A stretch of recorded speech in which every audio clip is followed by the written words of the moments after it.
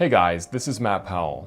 Hey Matt, this is... Oh, for God's sake, again! What is it with you and completely random aspect ratios on your videos? I mean, seriously. Let's give Matt one thing. The guy can generally shoot a non-eye death shot, but for some reason, he just uses completely random borders, presumably based on the direction of the wind, or maybe it's just the goblin in his brain, or whatever. But Christ, it's annoying. Oh well, Surfix to the rescue once again. So now and then, an atheist will respond to my videos. They will? I don't believe you. Of all the things that an atheist might do, that seems incredibly unlikely. I mean, I certainly haven't done it, like half a dozen times. No! You know, it's no wonder I want to bash my head smart every time you show up. You would think I would stop watching, but much like a train crash that somehow involves a Boeing 747 and a ferry, I would kick myself if I looked away for even a second. And we'll try to critique my opinions on, like, the flood of Noah. Critiquing your opinions on the flood of Noah? That seems a bit unfair. I mean, as long as you have a reasonable opinion, like it literally didn't happen and is just an allegory, much like, well, basically everything in God, Man and the Masters of the Omniverse, then there really is nothing to critique. Unless you think it actually happened, but you aren't that stupid. Are you, Matt? Don't answer that. Or the certain facts that I bring forth and the interpretations that I apply to them. Facts you bring forward. I can promise you, no one is critiquing your facts. I don't think I've ever heard you state something that was an actual fact, at least without some massive caveats that make it absolutely not a fact anymore. No. They are critiquing you for saying things that are objectively wrong basically all of the time. I've said it before about another creator, but I think we could basically use you as a reality detector by you simply stating a binary thing that you think is a fact, and we will know whatever the opposite of that is almost certainly the reals of the situation. Shame that you refuse to use your superpowers for good instead of evil. Did I say evil? I mean dumbassery. At least if he used it for evil, he might actually get something done with his life. And they will come up with lame excuses for why they think and why they believe that the flood of Noah never happened. Ah, yes, lame excuses like there's literally not one shred of tangible evidence that it happened, or that historical records from around the world fail to mention that literally everybody was swept away at the time stated. Yeah, I know, lame. Because apparently that's an acronym for literally a mighty evidence. Yes, I am quite pleased with myself on that one, thank you. So I wanted to go ahead and give the top 3 evidences, geologically, of Noah's flood. Awesome. I'm not going to do my usual spiel of, I hope they aren't really stupid, lol, because, come on, it's Noah's flood. The only evidence for it has to be stupid. And really easy to pick apart. Also, it's Matt Powell, the world's smartest brainer boy, a title that he acquired from the Irony Awards. Interestingly, the same place I was awarded most handsome, famous and good at the sex. So, you know it must be true. Wait a second. The first one is just mountains. Just mountains. Oh my God, I don't know why I find that so funny, but it's just mountains. No need to think about it for a split second more. God, are we on Mud Fossil University? I guess we will know if his actual reasoning is like, it's mountains because mountains look like giant waves, which means that's what they are, and that proves that there was a flood. See you next week. I do wish Roger's videos were like that short. That'd be great. You can look at mountain ranges and see that they were formed catastrophically and very quickly. No. Mountains tend to take millions of years to form. I mean, they are formed with amazing amounts of force, so you could call that catastrophic, especially the volcano boys. But it's far from quick, and just looking at them gives you literally zero idea how fast they were formed. Yeah, we will make a Roger out of you yet, Powell University. Through rapid plate tectonic shifts. Now, if you notice the rock layers... Wait, I'm sorry, I didn't think that creationists believed in plate tectonics. I mean, it's yet another of the, well, all the sciences that absolutely dunk on the notion of the world being less than 6,000 years old. So one would assume you would like to pretend it just doesn't exist. That, or you think that plate tectonics is just words that mean whatever you want them to mean. Which, now that I think about it, is just the entirety of science and even wording for you, isn't it, Matt? on these pictures. They are bent rock. Now, you cannot bend hard rock. Oof! Matt, I'm starting to think that you are an agent of Big Oof, trying to get all the oofs out into the world so that they can oof-take the government or something like that. Because that was just such an incredibly wrong thing to say. Of course you can bend hard rock, whatever it is you mean by that. You can bend any rock, really.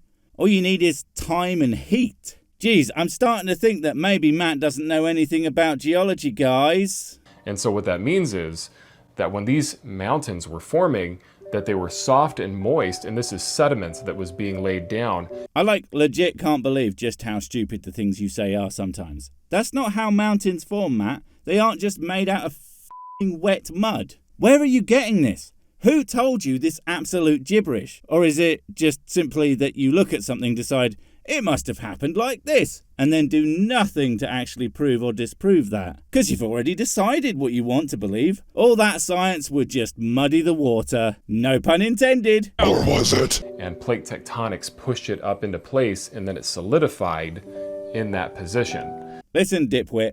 Even if somehow mountains work like that, they wouldn't look like that if they were just soft. The thing about soft materials is they layer themselves according to density. So if they were soft and fluid, plate tectonics, again, whatever the hell that would mean, when it moved them up, they would relayer horizontal to the earth. Of course, now that I think about it, these mushy mountains would also just sort of splooge out and be way flatter. I mean, if you've ever tried building a sandcastle with extremely wet sand, and according to you, this would all be extremely underwater, so it would be like damn wet, all you end up with is a castle made of disappointment, much like mine.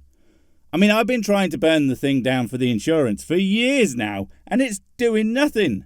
I'm starting to think that stone buildings aren't really flammable. And so we see mountain ranges all over the United States and all over the world, in fact. Don't pretend you know anything about the world, Matt. Again, you think it's like 6KYO. I seriously doubt you have left your hometown if you think that's the case. But you've definitely never been beyond the coast of the landmass you were born on. And no, being green screened somewhere else doesn't count as visiting, Matt. Of complete bent rock that shows that they formed very rapidly. Bent rock shows it formed rapidly. How? How does it show that? Explain your methodology and the studies you performed to come to that conclusion. And if your only answer is, but it looks like that's what happened to me, then accept the fact that atheists and sciencers and like 5th graders are all going to make fun of you for being a moron who has no idea how to science. Now, if evolution were true, and according to the evolutionist perspective... What? What the f*** has this got to do with evolution? Matt, evolution and geology are not the same field of study. Like, not even remotely. Okay, sure, geology boys might find an ancient doodad that will be related to evolution, but they would hand those off to someone else probably, because they won't really know all that much about it because it's not their field. Because they aren't the same things at all. There's actually a great meme that explains this idea. It goes, biology to a physicist. Yep, that's a bird all right. And that's the thing, if it somehow magically turned out that evolution was false, but geology was still true as it is, it would still be exactly the same. I'm amazed every time I hear you speak and you don't fall down. I can only assume some sort of advanced pulley system is involved. These mountains slowly formed through plate tectonics.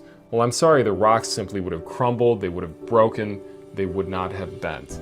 And again, what makes you think that? I have a funny feeling it's nothing. Much like the thing you would find if you looked inside Matt's skull. A big fat f*** all. The only reason you think it happened in the way you say is because you need it to be something like that. But Blad, that's not how reality works. It doesn't bend to our wants. We bend to it. Otherwise, I would already have my weather system powered exclusively by whiskey. I mean, whiskey rain. Come on, people. Are we really gonna let, physics push us around and not have beautiful wask storms? Another reason that we know. Oh, wow. Okay, that is unusual. We're actually getting to a second point in a here's however many whatevers that prove something stupid video. Usually I can only get through point 1 because there's just so much stupid that it takes hours to unpack and then condense into a mere bite-sized 15 minutes or so of stupid. Nice! Kudos for limiting it today, Matt. Keep it up.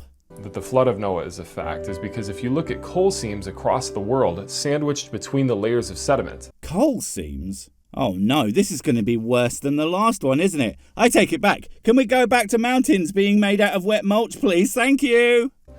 You'll actually find that they contain identical amounts of carbon-14 inside of each one.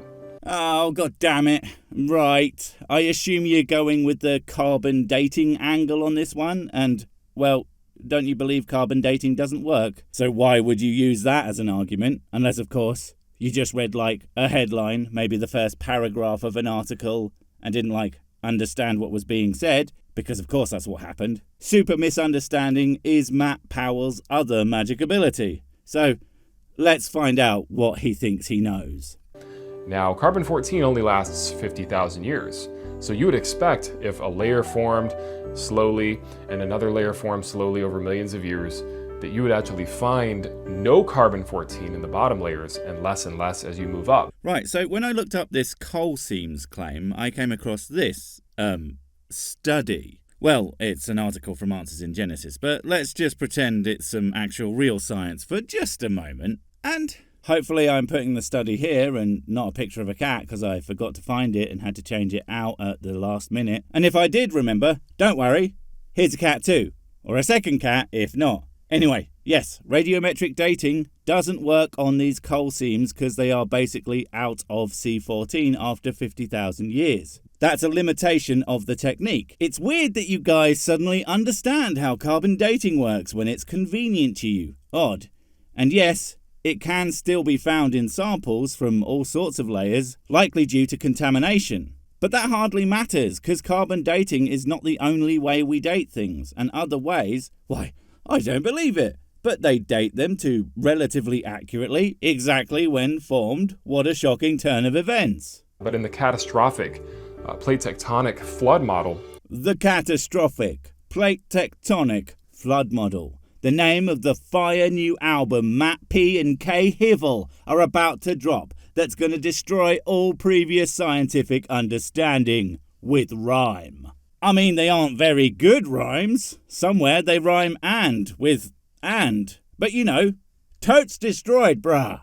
You find, and you would predict, to find identical amounts of C14 in all of the coal seams sandwiched between the layers, and sure enough, I'm pretty sure your model would predict to find a long ream of text about how God totally put this here, and if any sneaky science boys or grills tell you it's not there, to make videos on the internet saying things that are objectively false till the heat death of the universe. So I guess it probably does say that. Or are you just doing this for fun? That's what we find.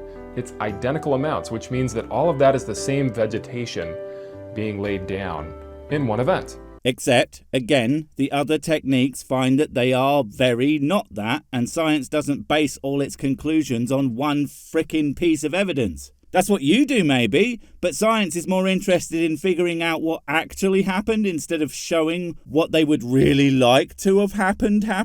It's a lot more useful. Although, you're about as useful as a lava enema and about as fun, so what would you know about being useful?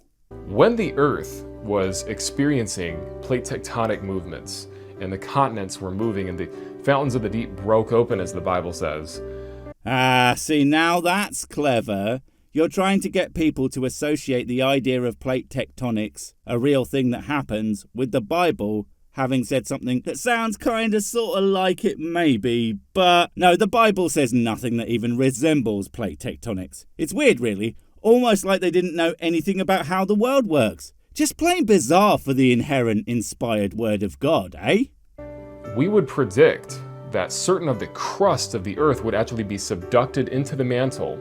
No, you fug-juggling wouldn't. That is the biggest load of horseshit I think I have ever heard come out of a creationist facehole, probably. You can't just take an explanation of a thing that happens and then go, oh yeah, because Bible, we predict that bullshit. Matt, there is absolutely zero accurate predictive power to the Bible, and I am willing to stake my complete lack of reputation on that.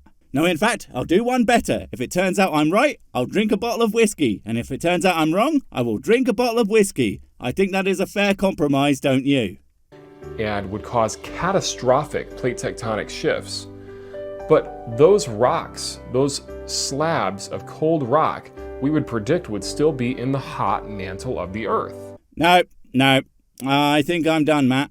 God damn it, you are so frustrating to listen to. Like, you look at the image and not figure out that that's got nothing to do with wet rocks, but according to his own shit, that's what it should be. This whole thing is like listening to a toddler with the vaguest understanding of how the world works, but they fill in the gaps they don't understand with their invisible friend in magic. Oh shit, that's exactly what's happening, isn't it? Wait, before you go, I have something super important to tell you. It's life or death. It will change everything forever. Nope, wait, it's gone. Oh well, probably wasn't important. But while I have you, don't forget to comment, subscribe and notify. And if you want more of my smexy voice, check out Mrs. Six's channel Spoonstaff Stories, where I narrate and voice all the videos. And she does the work. And if you want to support the channel, check out the merch store for cool t-shirts, or check out Patreon, memberships and PayPal to support directly. Finally, follow me on the medias of social to get completely pointless guff and to keep up on the latest releases. Oh, I just remembered what I was going to tell you. Whatever you do, don't touch the...